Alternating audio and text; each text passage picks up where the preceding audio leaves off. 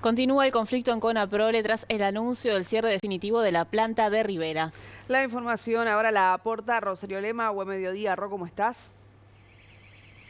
¿Qué tal? Buen mediodía. Sí, porque en esta jornada la empresa Conaprole, los directivos de la misma, hicieron un raconto de lo que es toda esta situación y las consecuencias que tiene ya en el corto plazo.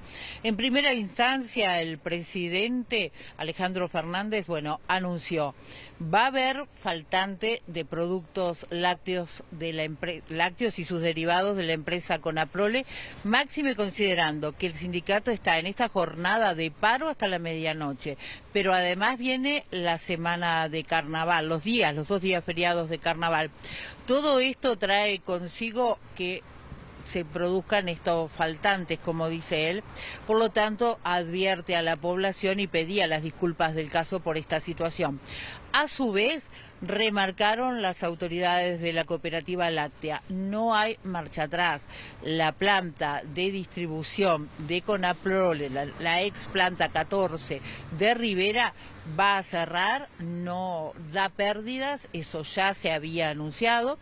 Hizo todo un raconto el presidente de Conaprole en cuanto a cómo comenzó la decisión que se tomó en mayo del cierre de la planta en virtud de las pérdidas que estaba ocasionando y la poca producción que había, lo que se acordó en octubre con las autoridades de gobierno, que era mantener la misma como un centro de distribución con el 50% del personal. El resto de los trabajadores eran trasladados a otras plantas con una serie de beneficios, recordaba Fernández, o de lo contrario iban a seguro de paro o a despido.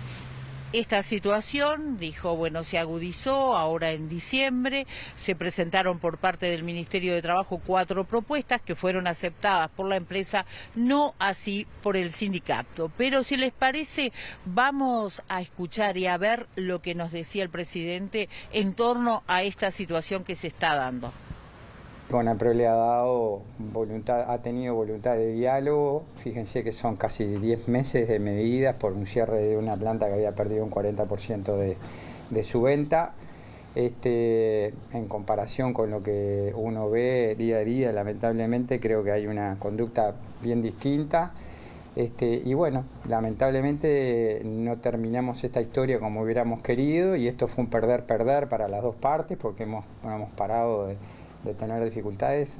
Basta que ustedes vayan a las góndolas y vean lo que son las faltantes de nuestros productos. Nuestros datos y los datos que compartimos con el Instituto Cuesta Duarte no dan esa cifra. La planta tiene una pérdida de $1 millón por año. Pero a ver, si el sindicato quiere manejar la planta, nosotros le damos el edificio en comodato, que consigan la leche y que ganen esos $300.000 por mes, que los funcionarios de Rivera renuncien y tomen en la operación de la planta.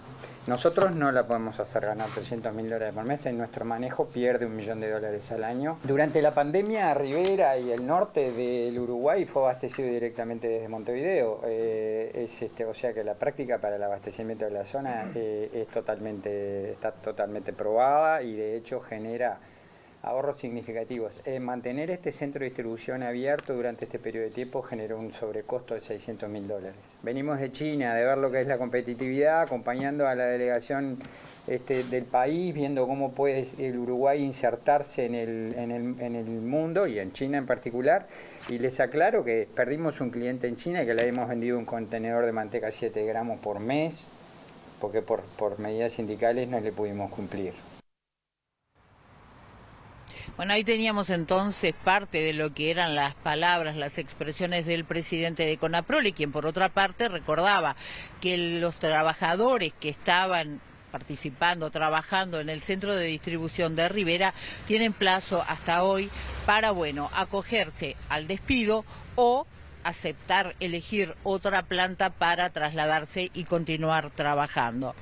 A su vez, estuvieron hablando tanto el vicepresidente de Conaprole, Alejandro Pérez Biazzi, como los directores, en los que hicieron una serie de precisiones. Por ejemplo, Pérez Biassi, diciendo que es una situación insoportable, que se han tenido que tirar incluso, por ejemplo, mencionaba a modo de ejemplo lo que ocurrió ahora en febrero, 10.000 litros de lactolacte. Otro de los directores señalando de que, bueno, toda esta situación genera perjuicios para la empresa porque el lugar que no tienen las góndolas con Aprole se llena con productos importados.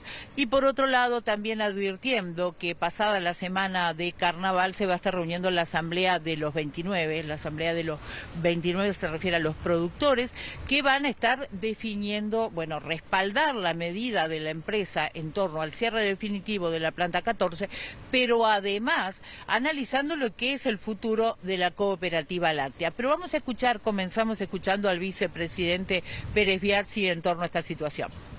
Todo tiene un límite, no hemos parado de tener pérdidas, porque en contrapartida acá los otros trabajadores que hay en la punta de la línea de la cadena son trabajadores también, son productores, y bueno, eso nos ha hecho perder mucho, perder materia prima y leche con derrame en los tambos en la primavera. El 3 de febrero, por un paro de 24 horas y la negativa de algunos funcionarios de hacer un par de horas extras, de tirar 10.000 litros de lactolacto. Nuestra cooperativa, Conaprole, está compuesta en un 70% por productores pequeños, familiares, pequeños y medianos, y no tiene fines de lucro, cierra todos sus ejercicios a cero o en algún caso lamentablemente dando pérdidas.